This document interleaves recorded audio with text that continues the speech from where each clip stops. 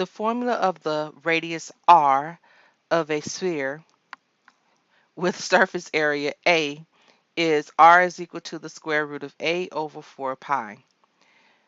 This symbol is called a pi symbol. Okay. Rationalize the denominator of the radical expression in this formula. So it wants us to rationalize the square root of 4 pi. So what we're going to do is write this as two separate radicals. And as we rationalize, we're going to create a fraction where that fraction that we create, we will be using the radical that's in the denominator. So the square root of 4 pi over the square root of 4 pi.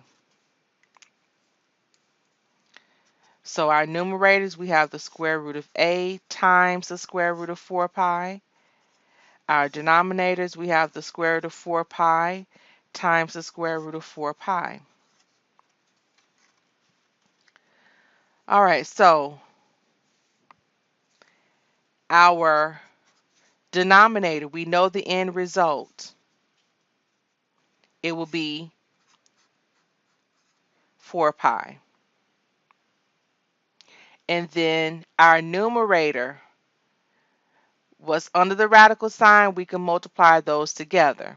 So in our under our fraction, under the radical sign, multiply a and 4 pi.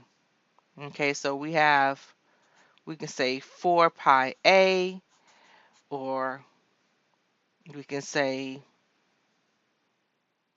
4a pi, it doesn't matter. But under the radical sign, we have this square root of 4.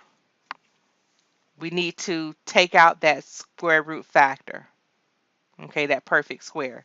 And the square root of 4 is 2, so that's going to be on the outside of the radical. So now at this point, you have 2 square root of pi a, or we can say a pi, all over 4 pi. And remember, what's on the outside of the radical, we reduce if possible. So we can reduce this 2 and 4. 2 goes in a 2 once, 2 goes in a 4 twice. Therefore, our solution is the square root of